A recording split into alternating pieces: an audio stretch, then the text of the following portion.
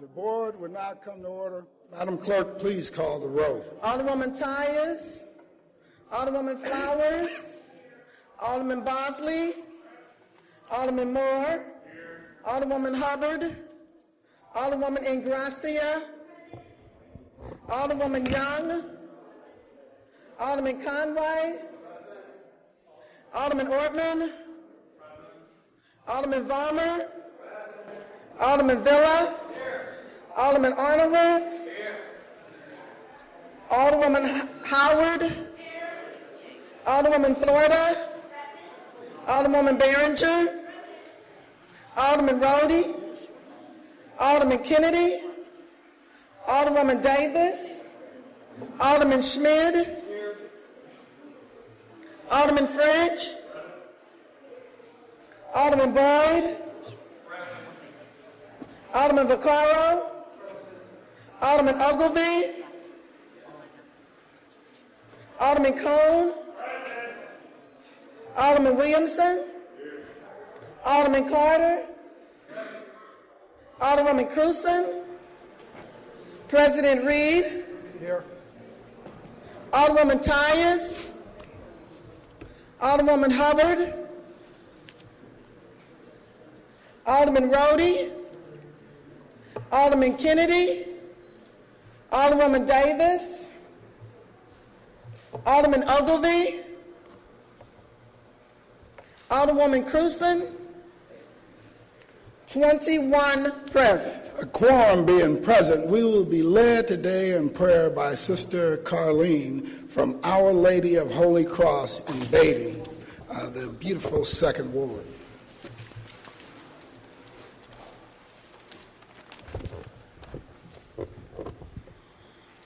Okay, first of all, good morning.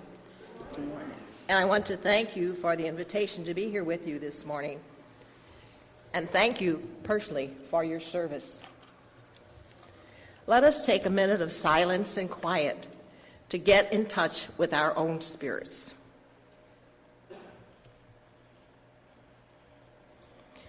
In keeping with my own personal beliefs, I ask the Holy Spirit for blessings on each of you who agreed to serve all the people of our St. Louis City with the gifts of honesty and integrity. I ask the Spirit that you open your hearts to receive the wisdom and courage to share one another's opinions based on facts and lived experiences respectfully, especially in open discussions when making decisions that will promote justice and peace in all our neighborhoods and wards for the common good, not for special interest or self-gain, but always looking to the greater good.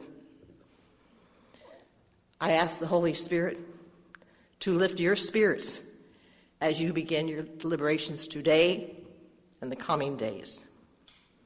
Now, if you accept this blessing, I want you to answer with a great amen, remembering amen means so be it. So do I hear? Amen. Amen. Amen. Thank you. Thank you, sister.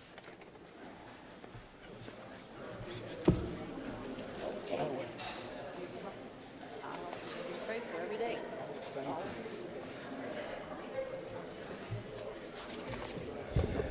This is a great prayer by Sister Carlene. Amen. Alderman from Ninth. Okay. We're going to do introductions. Introduction round, I guess. Alderman Thank you, from sir. Ninth. President of the board, Board of Aldermanic members, here we have Ronnie Auer. We have his presence today, and I'd like for him to be my special guest. All right, thanks, Ronnie. You're welcome. Thank you. Alderwoman from the 15th. The board. Today, I'd like to introduce as my special guest, Head of Neighborhood Stabilization and 15th Ward resident, Joe Thiele. Alderman from the 23rd. Mr. President, members of the board, I'd like to have Maureen from the Realtors, Jeff from the Carpenters, and Al from Firefighter 73 as my honored guests. Alderman from the 22nd. 14th. You was want to first. yield to the Alderman from the 14th? You were up a few minutes for.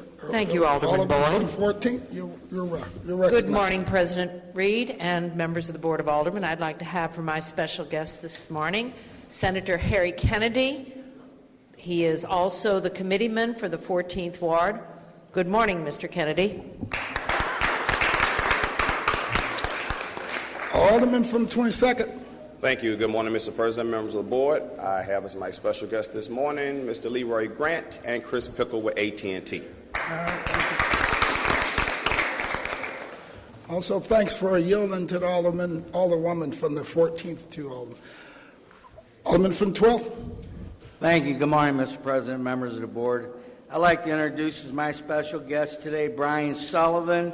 Brian is the Assistant Deputy Director for Democrats down at the Election Board and also a constituent of mine.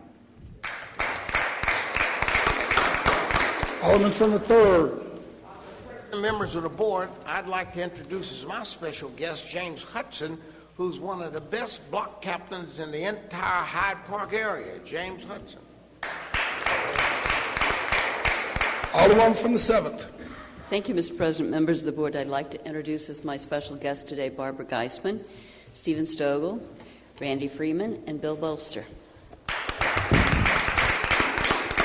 Alderman from the 16th. Thank you, Mr. President and members of the board. I would like to have as my special guest today Mr. Anthony Lancia with the AGC. Thank you. Alderman from the 4th. Thank you, Mr. President and members of the board. I'd like to have all the visitors as my special guests today. There you go. And I also want to protest the alderman of the 22nd Ward Leroy Grant has been my special guest for 8 years. And all of a sudden, the 22nd is stolen from me. So I want to put in the ordinance that we repeal that. All right, then. Well, welcome. Any further introductions? Alderman from the 10th, like to wrap us up.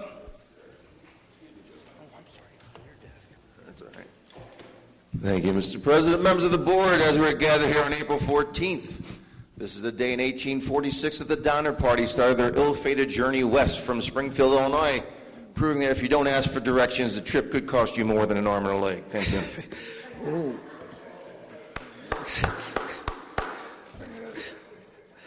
All right. Alderman from the 17th, you recognize on approval of the minutes.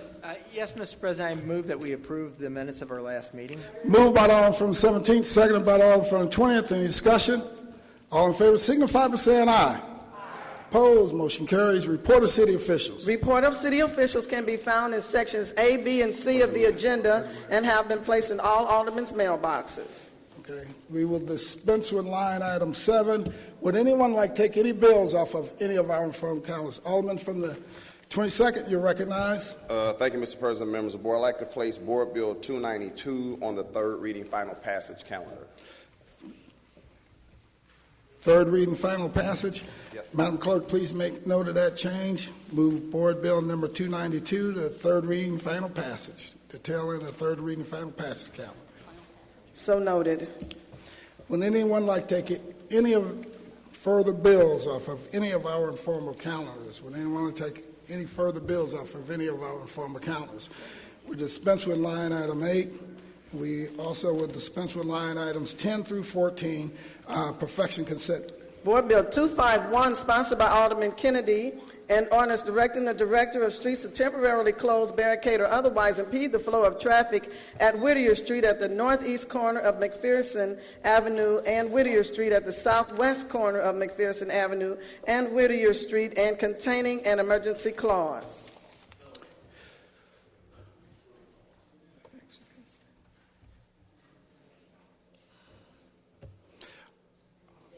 Alderman from the 7th, you're recognized on Board Bill 251.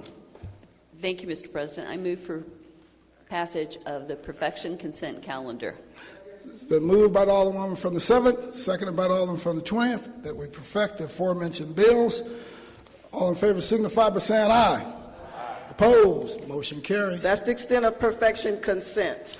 Alderman from the 18th, you recognize. Yes, Mr. President, members of the board, I'd like to move that we suspend the rules to place Board Bill 251 on the third reading consent calendar. It's been moved by the Alderman from the 18th. Entertain a second. Seconded by the Alderman from the 9th. Any further discussion?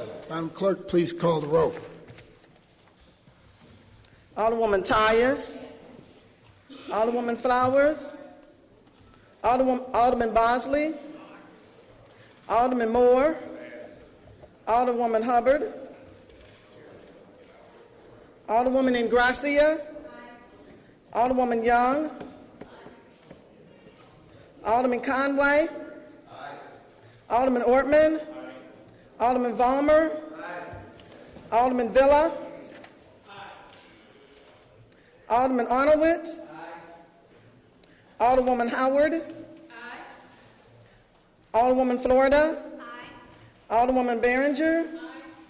Alderman Rhodey. Alderman Kennedy. Alderwoman Davis. Alderman Schmid. Alderman French. Alderman Boyd. Alderman Vaccaro. Alderman Ogilvie. Alderman Cone. Alderman Williamson. Alderman Carter. Alderwoman Cruzen. President Reed. Aye. Alderwoman Tyus. Alderman Moore. Alderwoman Hubbard. Alderwoman Davis. Alderman Ogilvie. 25 aye votes. By your vote, you sustain the motion of the Alderman from the 18th. Madam Clerk, please place Board Bill 251 on the third reading consent. So noted. And remove 331 from third reading consent, move it to the regular third reading calendar. Where's it at?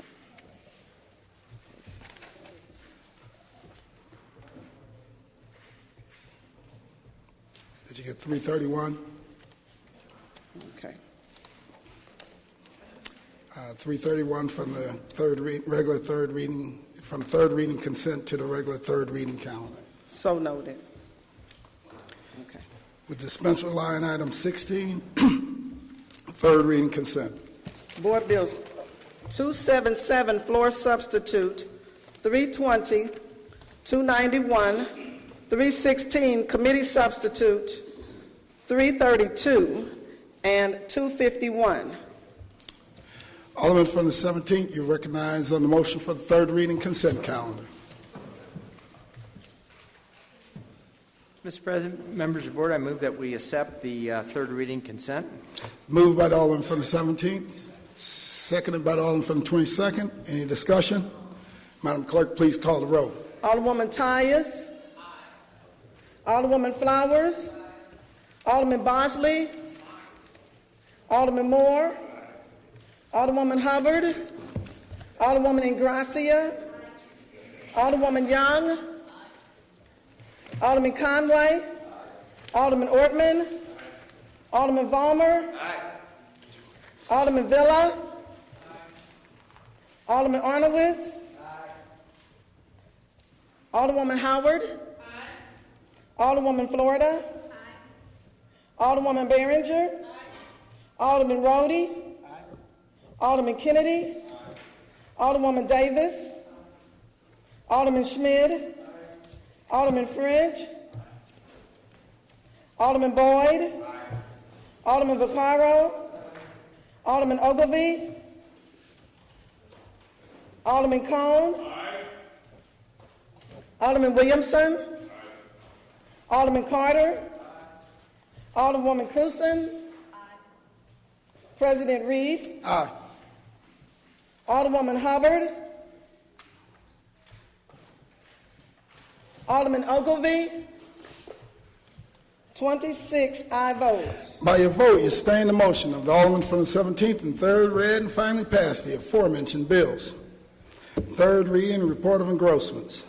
Board Bill 328, Committee Substitute as amended, sponsored by Alderwoman Young, President Reed, Alderwoman Davis, Alderwoman Cruzen, and Alderwoman Ingracia. An ordinance authorizing and directing the execution of a festival reservation agreement between the City and Summer Rocks, LLC, which agreement reserves during Memorial Day and Labor Day weekends a portion of the Gateway Mall and certain street rights-of-way adjacent to the Gateway Mall to Summer Rocks for the conduct of music festivals for up to 20 years. Alderwoman from the 7th, you recognize on third reading and final passage of Board Bill number 328, Committee Substitute as amended. Thank you, Mr. President. Members of the Board, I would move for final passage of Board Bill 328, Committee Substitute as amended. Moved by the Alderwoman from the 7th, seconded by the Alderman from the 25th. Alderwoman, please proceed. Thank you, Mr. President and members of the Board. This is an opportunity that we have as a city to have a company come in and put on a world-class concert on the plaza out here in front of City Hall. This event would provide jobs. It would provide a music interest. It would bring new bodies into the city of St. Louis to stay in our hotels and eat in our restaurants. It would have an opportunity there for local food trucks, local musicians to participate in this event. And it would put us on the music map for our country. It would offer payment to us for the city services that would be needed to produce such an event. And I would renew my motion. Been moved and seconded. Any further discussion? Alderwoman from the 1st. Mr. President, members of the Board, 1 month ago today, we stood on this floor and I asked about Ordinance 62515, which was sponsored by Alderman Dan McGuire, the former Alderman of the 28th Ward, when I was here the last time. And I want to say it pains me that I've come back to this board to find out that oftentimes we repeal ordinances. We don't have the ordinance before us that we're repealing. It could say kill every alderman down here, and we don't know what it says because we don't have it before us. And that's not good legislation. That's sloppy legislation. But I was specifically told, because I had looked for this ordinance and it wasn't online, because I try not to use up the trees, and so it was provided to us right before we voted. And I was told that Alderman McGuire sponsored this bill and that it exempted out the festival from paying amusement taxes. Well, those of us, and I guess there's 7 or 8 of us left who served with Alderman McGuire, I expressed surprise that Alderman McGuire would sponsor such a bill, and I didn't believe it. Didn't have time to read it as much of the other things at the time because everything was rushed through. But got an email from our legal person and clerk from Alderman McGuire, because he did not have my personal email, and asked if it will forward it, and he sent it to the sponsor of this bill, and basically says he knows that she was just repeating what she was told, but that was not what his ordinance said. In fact, his ordinance specifically says that it was only to not-for-profits and charitable organizations. It was not supposed to go for profits. And I don't want to read his entire email, but the people who got it were Alderwoman Young, myself. He sent one to Alderman Villa, Alderman Ogilvie, Alderwoman Cruzen, and to you, I think, the President, or the people who should have gotten it from Mr. Sweeney. I had already read it by that time and knew specifically that it did not say what was said on this floor. I don't believe that the Alderwoman from the 7th was misleading us. I agree with Alderman from the former Alderman from the 28th that it was something that was told to her. But it goes to what my whole concern has been about this, the way this process is done. And it's starting with something that I asked in committee was who was our attorney who was representing us and who was paying that person. And I didn't mention it before, but now it really bothers me since we were told exactly the opposite. If I say, what color is that rug, and you tell me is yellow, and we know that rug is red or pink or something like that, A mob, I'm sorry. A mob. Okay, now the alderman from the 11th would have recommended me if I had done that. But I'm going to respect him because I still say he's my elder statesman. But the problem that I have is that I was told that Ms. Geisman was being paid by the people, the festival people. I don't want my lawyer being paid by the person that I am doing business with. I don't care how friendly it is. If I'm getting a divorce, let me tell you, we're not sharing the same attorney, okay? Because they're too friendly sometimes. And so Ms. Geisman advised Ms. Young something that this said that was the exact opposite. So that would make me think either she didn't read it or she did and didn't understand it, or somebody misinformed her. But it does not exempt out them paying amusement taxes. So for us to be told something different really concerns me, and I think this city has to not let people hire attorneys to represent our interests, because they're not representing our interests. They tend to be more friendly with the people who paying them. That's what I'm seeing here. And in fact, just to make sure that we understand that they understood that it didn't exempt them out, they gave themselves another out in 6.2C, addressing the festival amusement tax and saying, in the event that the city imposes the amusement tax on the sale of tickets to a particular festival, the festival reserve fee for that festival shall reduce to the extent of such amusement tax, provided the reduction provided for herein in the amusement tax shall not apply to any compelled tickets. Comped tickets rather. So if they have to pay amusement tax, which they will, because Alderman McGuire's alleged ordinance that got rid of it does not get rid of them paying tax, that means they're going to reduce the money that they pay us. So they knew that all along, and I'm not faulting their lawyers, because that's what their lawyers are supposed to do, supposed to get the best deal for them. But the lawyer who represents us is supposed to get the best deal for the city.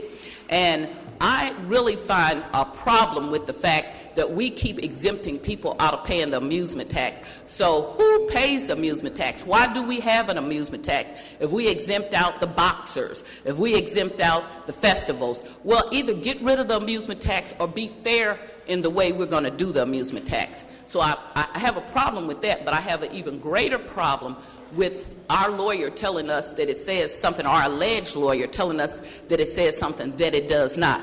And for the former alderman to then send the email out, and these are the words he used.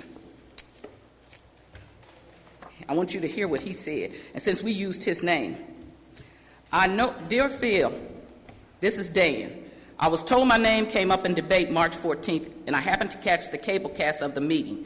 And when I was channel surfing last Tuesday night, I know you were simply repeating information given to you by Ms. Geisman, but to set the record straight, St. Louis City Ordinance 62515, which I sponsored in 1992, did not exempt for-profit entities like Summer Rock LLC from paying the city's entertainment license tax.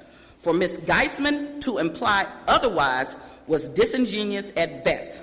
Ordinance 62515 simply provided that, and he goes on to say it only was for not-for-profits and for religious organizations. And I was surprised because I'm pretty good at remembering my votes, and so I was here, and that would have been something I would have voted no on, and I didn't remember voting no on that, and that is because that wasn't true. And again, that goes to the whole problem that I've had with how this thing is handled. I know that a lot of times we are always saying how we have to get something done in a hurry and it's got to be done. And originally that was the case when we thought we were going to try to get a festival done this summer. I don't think that's going to happen.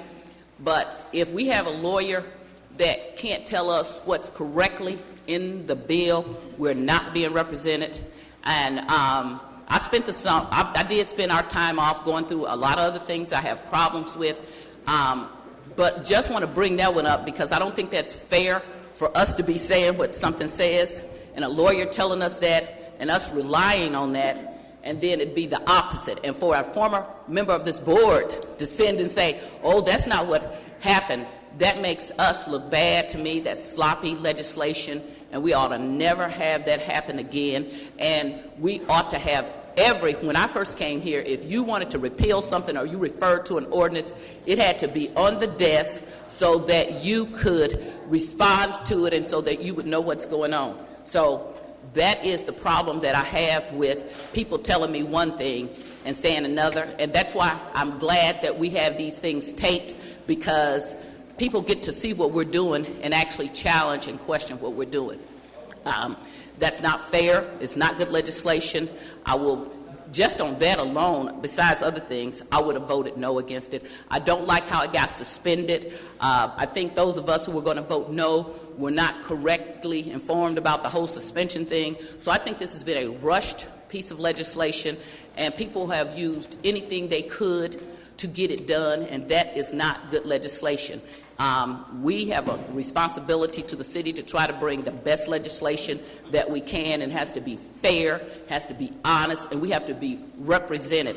And I would really call upon you, Mr. President, as a member of one of the three members of the ENA, not to allow, and I don't know if you can or not, for us to have the person who is sponsoring legislation to pay for our lawyers. I would prefer us to have our own lawyers that look out for our own best interests and that are going to take this thing apart and tell us what something says correctly, and not come back on this floor and have us be, and I wanted it to be out here because that's not fair to Mr. McGuire that it was put out that he did it, and it's not fair to us to be told that something says something that it does not. And for that and other reasons, I will definitely be opposed to this legislation. All right, thank you, Alderwoman. Any further discussion? Any further discussion? Alderwoman from the 7th, you recognize. Thank you, Mr. President. First of all, I would say for anyone who is reading over this and listening to this conversation, this bill is repealing nothing related to taxes.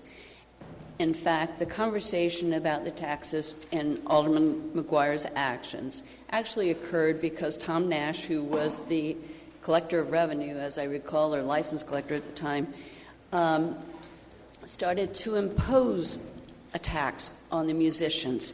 The tax or the imposition was under Ordinance 56912, and that was in 1975. When he started doing that, the musicians started to protest, and so that led to Alderman McGuire's ordinance. And if you talk to Paul Payne, who is our budget director now, he will tell you that we collect the entertainment tax on football, soccer matches, a haunted house, and small events at America Center, but nothing from concerts or performing arts. This legislation does not exempt them from the entertainment tax. The ordinance before already did that. And this is documented because you can go to the Post-Dispatch editorials of February 14th, 1992, and February 22nd of 1992. So this was an argument that went on for a while. And it says it's taxes. This is going to tax sporting events but not rock concerts, because McGuire argued that big-name entertainment might take their acts elsewhere if St. Louis imposed the tax. So I can go on and read you articles from the Post-Dispatch. They've been handed out for each of you on your desk to show that musicians and entertainers were exempt from the ordinance that McGuire passed, that they had protested about the imposition of the tax by Mr. Nash. So this is nothing related, although, I respect Alderman McGuire. His memory on this one was incorrect, because if you go back and look at the documentation from the news media at that time, they are saying, yes, musicians are exempt, and the reason was they were protesting. So with that, I renew my motion. All right. Any further discussion? Any further discussion? Alderwoman from the 1st. Mr. President, members of the board, respectfully to the Alderwoman from the 7th, the news media is not the law. The former Alderman from the 28th is not incorrect in what he said.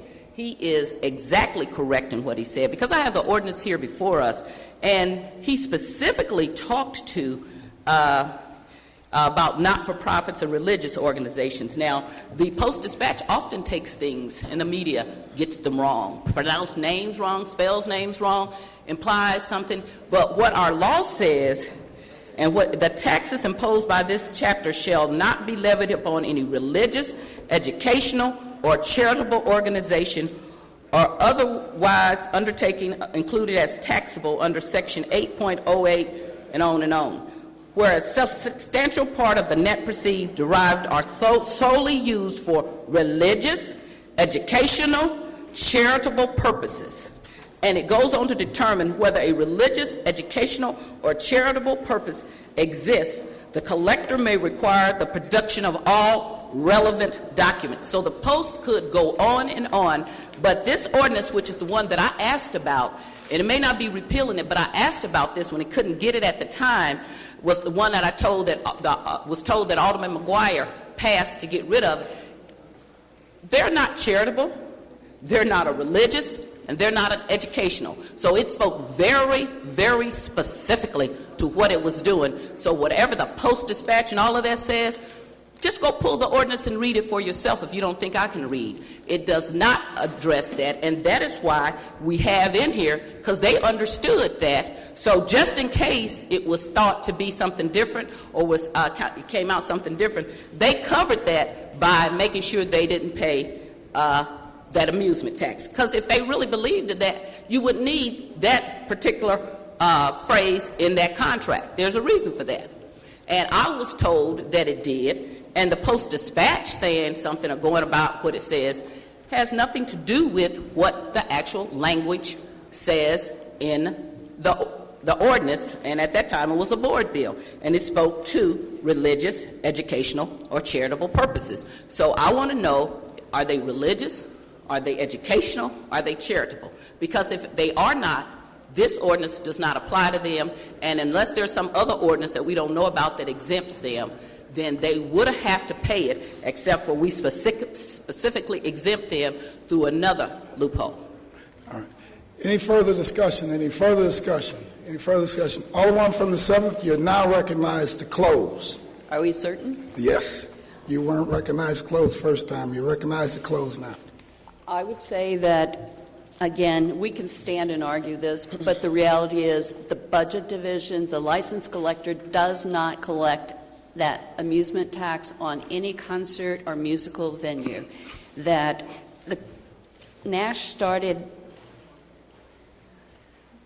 there was a lawsuit, a court settlement about scripted performances long ago, and as a result, those have been exempt since that time. So with that, I renew my motion. This is an event that, or a possible event that could provide a great event for us downtown. It could put us on the map musically, and it is just doing the same thing that every other musical venue in the city does. So with that, I renew my motion. It's been moved by the Alderman from the 7th, seconded by the Alderman from the 25th, that we third read and finally pass Board Bill number 328, Committee Substitute, as amended. Madam Clerk, please call the roll. Alderwoman Tyus, Alderwoman Flowers, Alderman Bosley, Alderman Moore, Alderwoman Hubbard, Alderwoman Ingracia, Alderwoman Young, Alderman Conway, Alderman Ortman, Alderman Vollmer, Alderman Villa, Alderman Arnowitz, Alderwoman Howard, Alderwoman Florida, Alderwoman Behringer, Alderman Rhodey, Alderman Kennedy, Alderwoman Davis, Alderman Schmid, Alderman French, Alderman Boyd, Alderman Vaccaro, Alderman Ogilvie, Alderman Cone, Alderman Williamson, Alderman Carter, Alderwoman Cruzen. President Reed. Aye. Alderwoman Hubbard.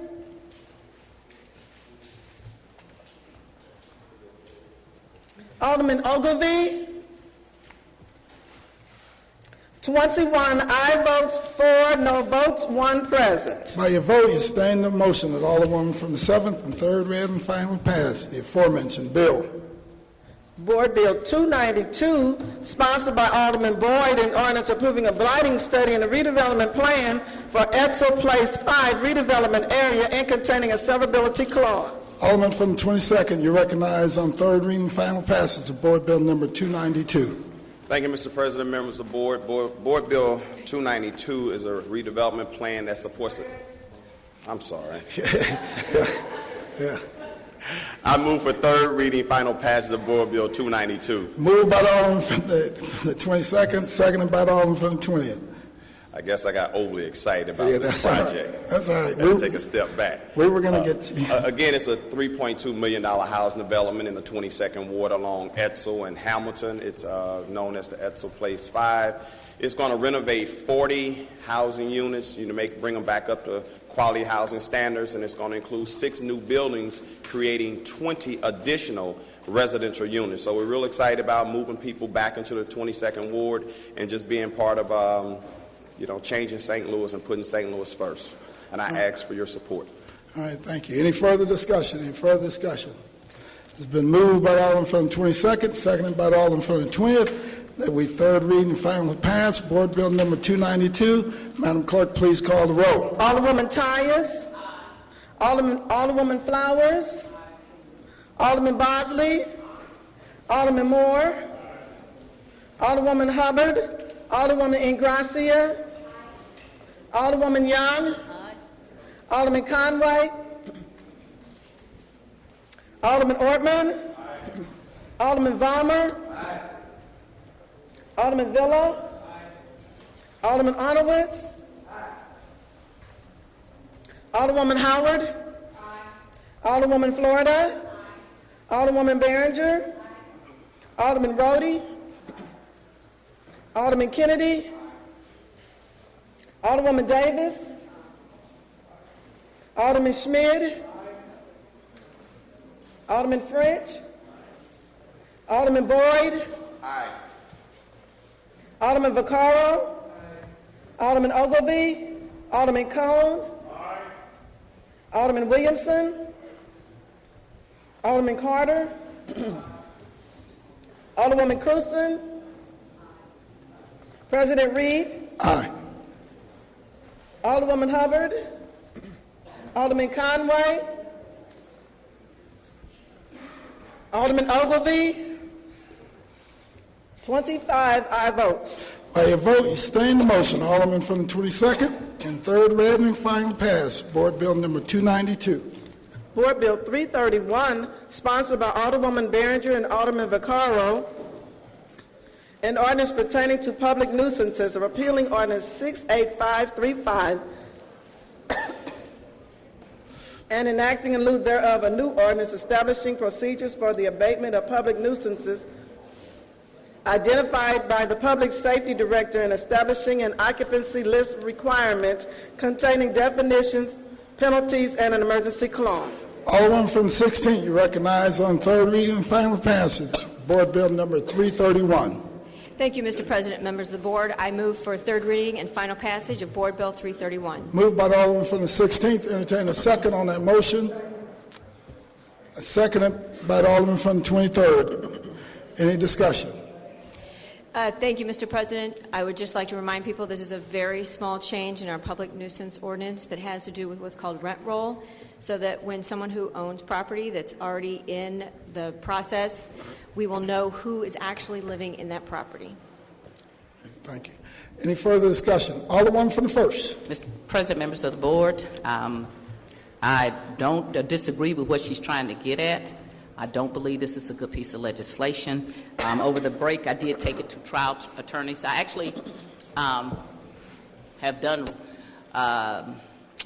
a landlord-tenant for a lot of years, including when I first was in law school. I worked for legal services, and where we tried to keep people in housing. I also have already been very candid to say I'm a landlord. I'm a very strict landlord, and so I don't do month-to-month tenancies. I don't do 6 months. You have to have a year. My lease is very restrictive in that you can only have the people who are on that lease live there more than 30 days in 1 year. If you violate that, I can evict you, and I will evict you, and have done so. But this legislation, as it is written, is backwards and does not have any teeth in it. And the young man who wrote it, who's one of our city councilors, he's a new city councilor, I guess, and he's attached to that, whether it's a good piece of legislation at all. Our state law allows you to have month-to-month tenancies. If you don't have a lease, it's allowed to have a month-to-month tenancy. What we are now requiring people to do is if they get in trouble, then they have to tell us everybody who lives in that apartment or that unit or that house or whatever. The problem with that is if you have a month-to-month tenancy, you may or may not know who's in that unit, and that can change from day to day. If we're going to do this, we need to do this holistically and come from the beginning, not from the behind, not at the end. If the way this ordinance works now, if I get in trouble and I'm a bad landlord and they bring me in, now I got to say, and if I don't have a lease, I got to tell you, Joe, Mary, Sue, Jones are in my house, in my unit. And I can turn that into you. And that could be true today. The very next day, if I want to, because I don't have a lease, I could have Susie, David, and Ricardo in there. And that's also, long as it doesn't violate the occupancy, that would be equally legal. It does not get to what we want to. I talked to trial lawyers. They all laughed and talked about how it will be easily defeated. I think we ought to have a comprehensive act that addresses this. This is not it. I'm looking forward to the first time that it is challenged, and then we will maybe come back, or maybe we'll come back before it's challenged and do something that's holistic, because this is not, and requiring somebody to say who's in their unit doesn't do anything. And the other thing is that the people don't have to tell you. They do not have to tell you if you do not require that in the form of a contract or a lease. If I lease to somebody, as long as he or she is not violating the law with a conservation district, which most of us are in, and I come back and I say, well, who's in here? If I haven't required that to be part of the lease, they don't have to tell me. They just have to follow the laws. So you will be requiring me to do something that I may not necessarily be able to do because you didn't require it at the beginning. The best thing would be, for me, looking at this, is that we required problem landlords to have a lease with a list of them. Then you could go back and get them because they didn't have it. If you're not requiring it up front, if you're not requiring a list of when they move in from the very beginning, to do it at the back end is not going to work. It's going to be easily defeated. And this is, again, piecemeal legislation, and it's not holistically. And I'm not opposed to the sentiment of it, because bad landlords make everybody look bad, and it also hurts the city. So when I used to be chair of public safety, as we incorporated any new thing, I put it in my lease to make sure that people were following the most strict ordinance that I could have in my leases. And that's what I do. I update all the time. As people find new ways to go around your lease, I update my leases because I don't want bad behavior. But this will not address... Alderman, please hold it down while she's... This will not address what we're trying to get to. And so we'll go ahead and pass it out, but it will not address it. And when we go to court and tell the judge, well, they didn't give us a list of who was in there, and they say, yes, Your Honor, that's who was in there yesterday. And so tomorrow it changes. It just doesn't do it. It's not good legislation. It's not good to require people to do something after the fact. If you're going to require them to do something, it should be in the beginning so that they know what they're violating. And so I do know she said she had a problem in her ward, but when you pass legislation that affects more than your ward, then everybody else has to try to be under this. I would not be trying to enforce anything like that. without doing it holistically. And I will look to see if we can come back and do something that requires them in the beginning to have a list and not wait until after there's a problem, because I don't think that that's legal, and I don't think it'll meet the legal challenge. I thank you, Alderman. Alderman from 23rd. I stand in support of the bill. We talked about it in committee. I have the same issues as the 16th Ward when a problem property, and I don't disagree with the alderman from the first. It would be better to do it from the beginning, but it's a start. After the second and third time of bringing the same landlord into an owner's meeting and trying to identify the problem, because the first thing we do in those meetings is try to identify the problem so that we can help correct it. So we can say your tenant, Mary Jones or whoever, is your problem. Our suggestion to you is that you might want to get rid of Mary Jones. We don't require, until they become a nuisance property, the goal of all these meetings are how do we help the landlord. We recommend that they go through the assistant management program. You know, we do certain recommendations, but it gets harder if we can't identify them. This should be great at the beginning, but I think it's more tolerant that once something becomes a problem, and that's what this bill does, then we want them to identify so that we can help them work through a problem and help solve the issue. Thank you. All right. Any further discussion? Any further discussion? Alderman from 20th. Board, obviously we have all been wrestling with these issues. Probably, I don't know, I don't have a specific percentage, but 95 to 97% of homeowners do the right thing. It ends up being the 3 to 5%, 3 to 7%, whatever. It's a small percentage of homeowners that don't do the right thing, and many of these tend to be people who are not living at that property because it's easier to forget what's going on when you're not at the property.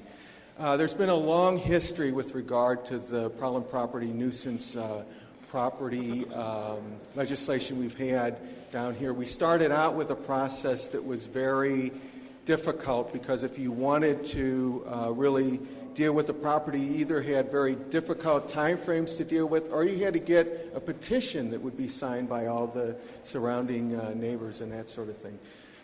Over the years, we've come up with what I believe is to get, we have the problem property officers, police officers, city councilor's office, and the Board of Aldermen, along with homeowners and people in the neighborhoods who've come up with a pretty good system. It's our current ordinance, and I apologize I didn't bring that ordinance number with me, but we recite it all the time, and this particular ordinance is going to amend that.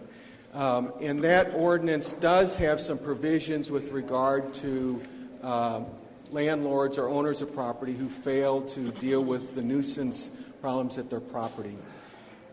One of the ways that we currently get at the problem of not disclosing who's living there so that one has the ability to know which particular individuals, as opposed to tagging everybody at that property as a problem with the property, is that if they don't disclose who's renting there, that's one aspect of their cooperation or lack of cooperation with the city. So there's a whole lot of things. Do they put up security lighting? Do they work with a management company? Are they screening their tenants? There's a whole laundry list of the usual things that landlords, good landlords, do to protect their asset and to preserve the quality of life for all the surrounding properties.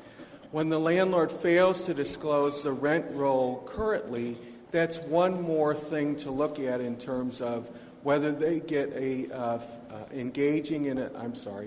failure to abate a nuisance citation.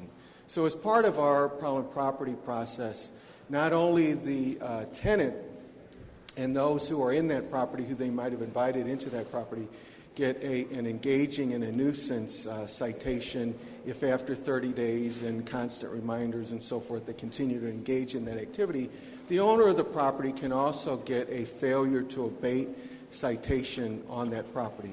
So if they're not screening their tenants, if they're not improving the conditions at that property, if they're not sharing the rent roll, if they're not working with the police, if they're not working with the city, all of those things go into a consideration of that.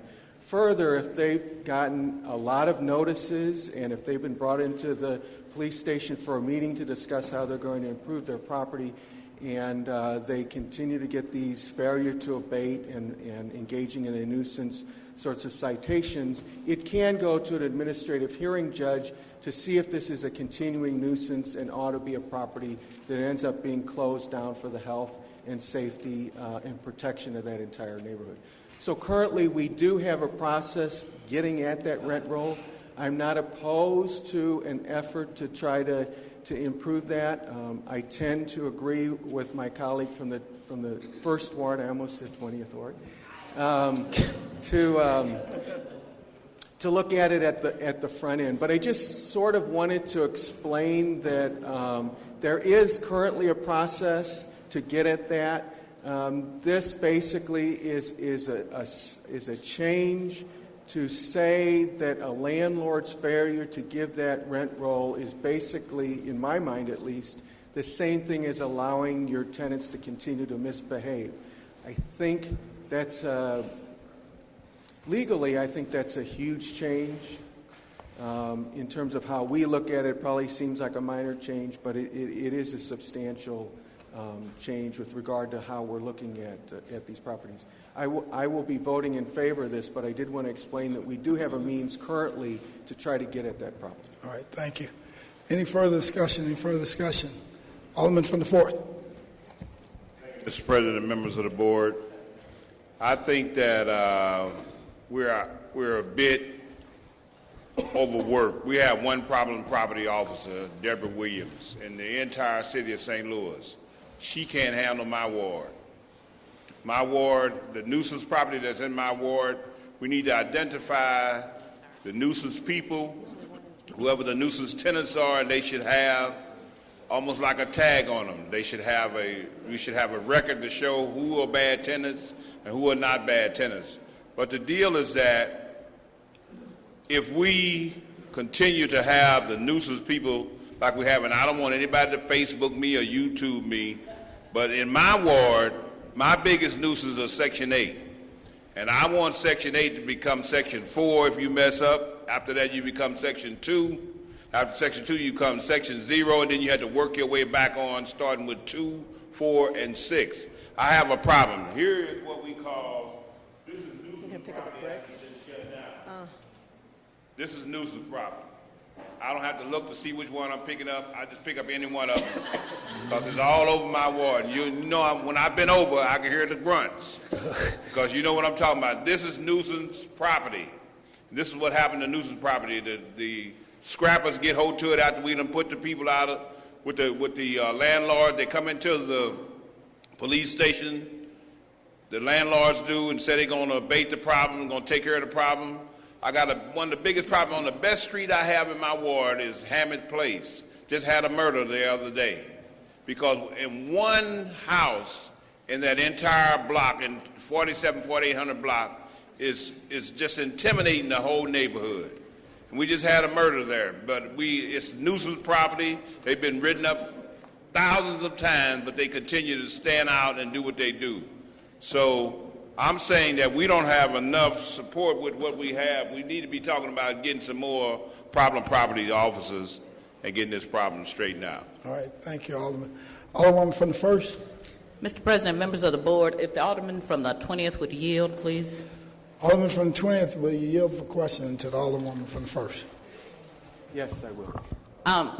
Alderman, so I guess my question is, the whole thing about the conservation district and the problem properties is that we were supposed to be able to close houses down, and if you're and up to a year.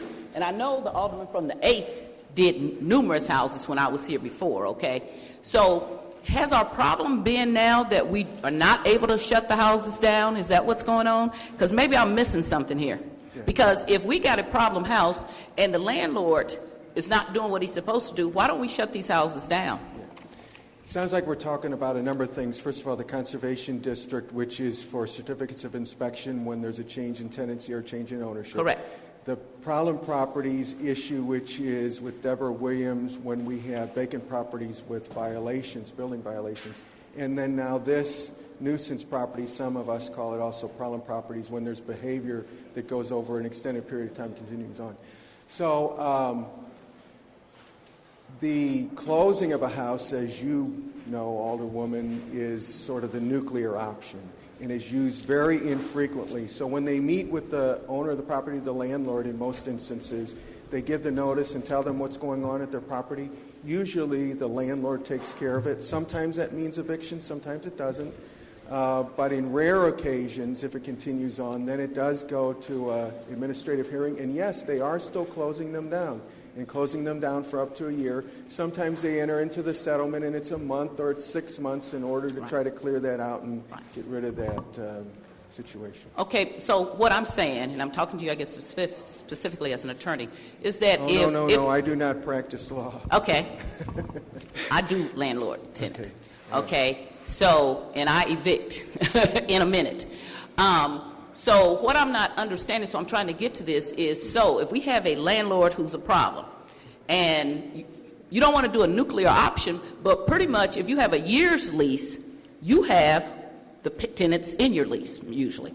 If you do month to month, you may not have the tenants in. So if that landlord is having a problem, to me, the best thing they could do, especially a month to month, is just give them 30 days notice in writing, and you're out of here. There's no more problem then, okay? You just put them out. You don't have to go through all of these steps of saying who's in your building, whatever. You're a problem, and to me, it's the landlord responsible. I'm going to disagree with the alderman from the 4th when he talks about Section 8. It is not Section 8. It's the landlord not being a good landlord. I have all kind of properties, and you will not know the difference. If a landlord is hand-on, if they're coming and doing what they're supposed to, when you have problem properties, everybody wants to blame the tenant. It is the landlord. You have a lease or contract with that person, either written or unwritten if it's a month-to-month, but it's still a lease recognized in the state of Missouri. Is that way you understand it? Right? Month to month is recognized in right. Missouri, So it doesn't have to be written, but it's still a contract with your tenant. And so when people get mad at the actions of a tenant, ultimately the landlord is the person who can do something about that. They can evict them. They can go to the police. They can, on their own, come and say, these are the people who are supposed to be in my properties, and here's my lease, and there are too many, and you can have them removed. So I don't understand why we're going through all these different things when, especially with a month-to-month, it takes you a 30-day notice. I'm sorry, it's not working out, and that you put them out. Why is it that because I heard the alderman from the 23rd say that we don't, I guess we don't want the nuclear option, or maybe it was you that said that, but why don't you want the nuclear option if it's a problem tenant? Why don't you want them out of there? That's what I'm missing.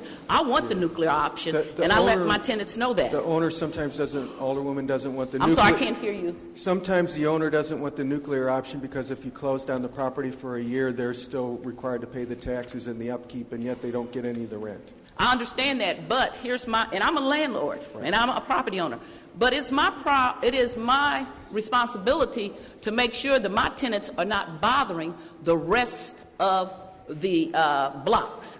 So, and I tell my new tenants when they come in, and I have them in the alderman from the 3rd, one of the things I say to them, I don't want to hear, oh, the people down the street don't like me. Oh, they're racist against me. Oh, they don't like me. I don't want to hear any of that, okay? If you're causing a problem, these homeowners have been here for 25 and 30 years. So if the problem is you, why isn't it my responsibility? Since I'm getting rent, I'm a business. It's the same thing we did with, and I want to give you an example. We used to let landlords when they put tenants out, they would put them out on the street and they would put the junk. While I was here, we changed that. And all the landlords came down and said, and they were opposed to that. I was chair of public safety.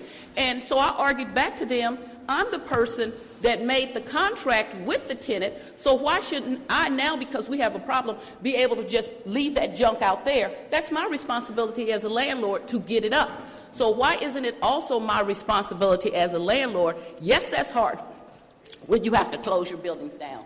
Yes, it's hard when you have to pay taxes and whatever, and upkeep on a building, and there's no one in there. But it's my responsibility in the first place to screen my tenants, to make sure I get the best tenants possible, and if they're not working out, to get them out as fast as possible. So it seems to be that we're going to take a long route, and as I said, I'm doubtful that it will work, because this is my other question to you. So I'm the bad landlord, and you bring me in and you tell me, okay, I got to, Ms. Tyus, you have to present me a list of who's in your building. So I bring that, and that day that list is correct. Okay, so that shows I'm working with you, right? Because I'm doing what you required, what the law required. If it seems to be accurate, correct. Right. And it can only be as accurate as your tenants tell you, because if I got bad tenants, what if they tell me Sally, Joe, and Mark live there, and that's not true? And I have no way of ascertaining if that's true or not. That's my problem. How do I know if that's true or not? And how can I make that tenant tell me if that's true? I don't know, Alderwoman. By the way, I agree with you that it's a shared responsibility between tenant and landlord. But I'm not just opposing this. I think the tighter you get something, the better. Right. I'm just trying to understand how this works. And that's what you're saying when I say, you don't know. So you submit that in, and I submit that to you. And so I'm a month-to-month tenant. So tomorrow, I get mad at my girlfriend, I get a new one, and she and her kids move in. And it's well within the number of people who can live within the building. So just in one day, that list has changed, is what I'm saying. So what do we get at? That's what I'm trying to understand. I have a lot of these properties. Alderman Ortman and I and Alderwoman Florida tend to have a lot of these sorts of properties. We have a lot of rental properties. The experience has been that many times the police department's going to know, because when they're responding time after time after time after time, they discover who the people are who are staying there or visiting there or living there. But I'm sure that it would be helpful in some instances to have that rent roll to add to that information. I haven't proposed this legislation. I'm simply saying that. I know. Okay. I just was trying to see, I guess because I do it, what you have to do when you evict people and you don't know who's in there, you have to do a John Doe. Jane Doe and John Doe. Right, exactly. And so this list that tomorrow can change will not let the police know. They will only know who was there on the day that it turned in, is what I'm saying to you. Because if the next day you get rid of that girlfriend, you get rid of Sue, and you bring in Sally, then Sally and her kids are the new, so that will not get to. That's what my whole problem with this is, that this will get passed, but I sure think that we ought to sit back down and look at a way, because it's not going to get to. That's what I was telling the young man who brought it in there. I think Alderwoman Florida has suggested that, and we looked at doing some of that in the past, to treat this as a business and to treat this as something where you have certain requirements that you should be fulfilling up front that you're already and other good landlords are already fulfilling. And I guess, and thank you, I appreciate it. Sure. I appreciate your answer. I guess my suggestion would be that we hold bad landlords to a standard, and I don't call them bad tenants, it's bad landlords. And so if a landlord is having problems, more than likely if they own other problems, they're having problems all over this city. Right now, we don't have a way to connect all the landlords. When you go to the county, you can go to their assessor database and put in a name and find out who owns all the property in the county. We can't do that. That's something we need to look at so that we can assess our database. And if Sharon Tyus is a bad landlord, then we ought to be able to assess our database and see where else Sharon Tyus owns property, and if she is also a bad landlord in those other wards, because we may be dealing with the very same people and not know it. So that's one of the problems we have. The other one is if we have a bad landlord who's, and that's what I call it, not a tenant, it's a bad landlord who's not managing their property, not handling their business, is that maybe we can require them not to have month-to-month tenancies. Maybe something we could do is require them to have up front. If you lease this apartment out again, it has to be that you have a lease or a written document restricting only those people who are who you rent to live there. And that I could support, because that's up front, that's telling them up front, this is what you have to do. It's not trying to enforce it from the end, which we will not be able to enforce. So people may think it's a great thing, but when you, sometimes as legislators, we think something is great until you go into court and then try to actually get it enforced. And we will not be able to get to where we want. And I want a tight lease. I want people to be responsible. I hold myself responsible if something's going on at my building. And if the Alderman for 3rd will tell you, things don't go on in my building, because if they do, I put you out of there, and you know that when you first lease, these are the rules and regulations, and you have to follow them. So that is a landlord who is not doing their duty, and we tend to put it on the tenants and say, oh, those bad tenants. This is a business. Owning property and renting property out is a business, and it is your responsibility. I take that very,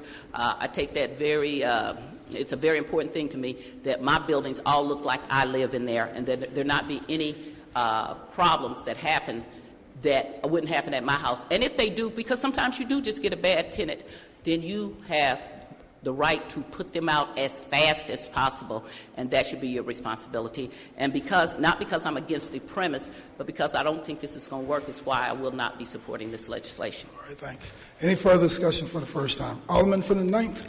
Thank you, Mr. President. I totally agree with the Alderwoman from the 1st.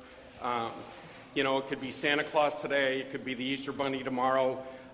And kind of what we've done in the 9th Ward nuisance process, what we work toward is the way that we find out who's in there is when the community works with the police and the calls for service, and the officers go there and they refer them and find out who's in that building at that time. That's one way that we do it. And what that also does, if the behavior continues, then we get that engaging in a nuisance summons that the Alderman from the 20th talked about earlier. There's a whole process that we've worked years on, or since I've been here 15 years.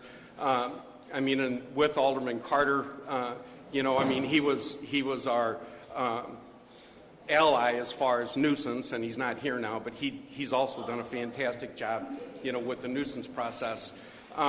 My opinion, there's not enough of us that participate in the nuisance process to really learn, what it is.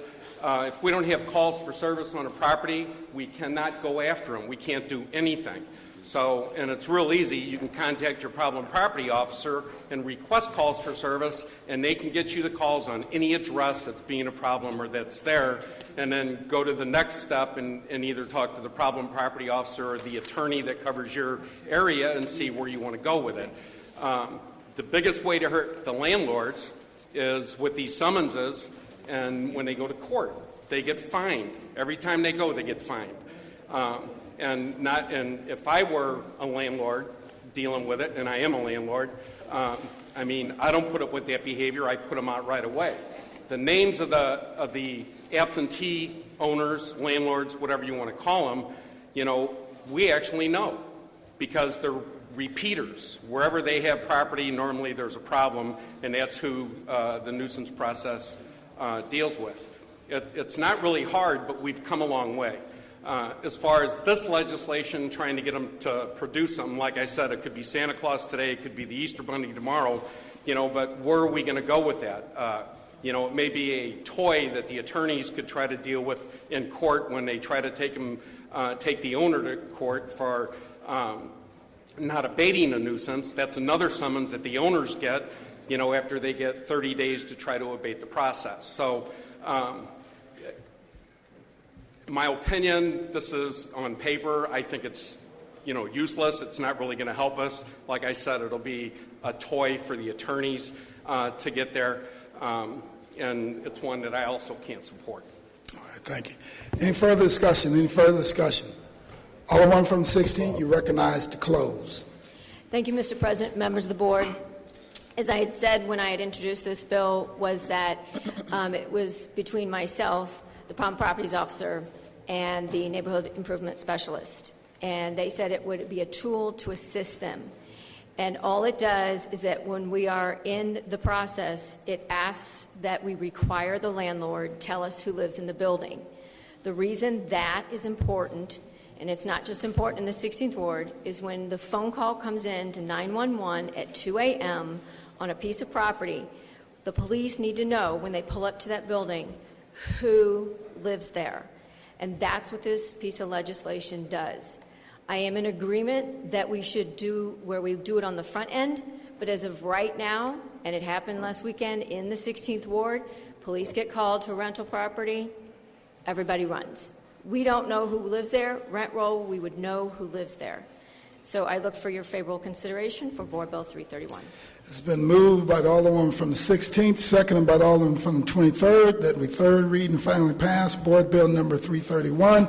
Madam Clerk, please call the roll. Alderwoman Tyus, Alderwoman Flowers, Alderman Bosley, Alderman Moore, Alderwoman Hubbard, Alderwoman Ingracia, Alderwoman Young, Alderman Conway, Alderman Ortman, Alderman Vollmer, Alderman Villa, Alderman Arnowitz, Alderwoman Howard,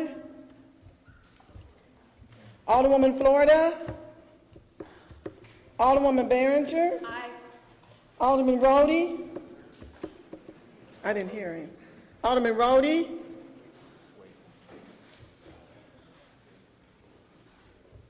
I didn't hear your vote. Alderman Kennedy, Alderwoman Davis, Alderman Schmidt, Alderman French, Alderman Boyd, Alderman Vaccaro, Alderman Ogilvie, Alderman Cone, Alderman Williamson, Alderman Carter, Alderwoman Cruzen, President Reed. Aye. We'll call him. Alderwoman Young.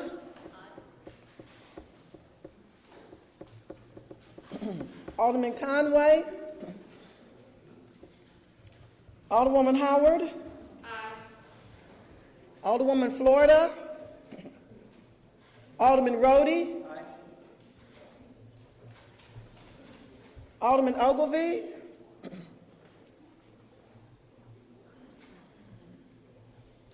"21 aye votes, 3 no votes. By a vote, you sustain the motion. Alderwoman from the 16th and third read and finally passed Board Bill number 331. That's the extent of third reading, report of engrossment, and final passage. Report of enrollment. Board Bills 277, floor substitute, 320, 291, 316, committee substitute, 331, 332, 328, committee substitute as amended. 338. I'm sorry. 338, committee substitute as amended. 328. They had a typo? Go ahead. 328, committee substitute as amended, 251 and 292. All other business being suspended, the President shall in open session affix his signature hereto to the end that these may become law. Swing.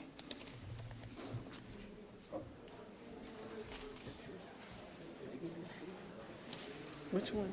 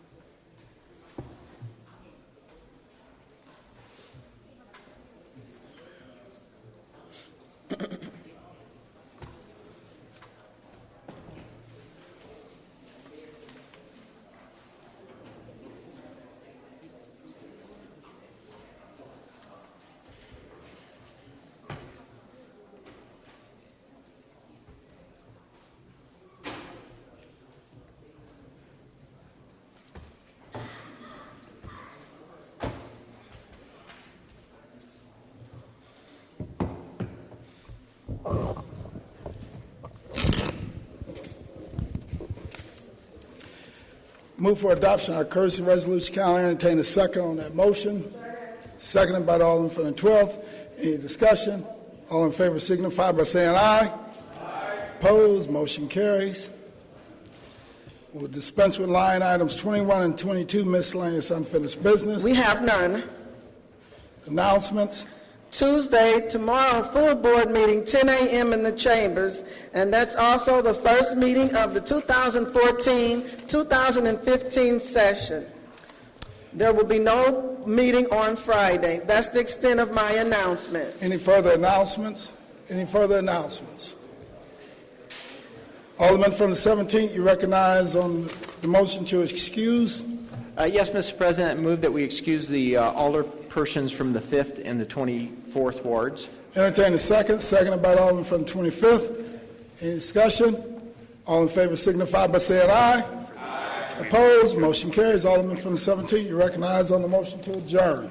Mr. President, members of the board, I move that we adjourn the 2013-2014 session of the Board of Aldermen permanently. Moved by the Alderman from the 17th, seconded by the Alderman from the 25th.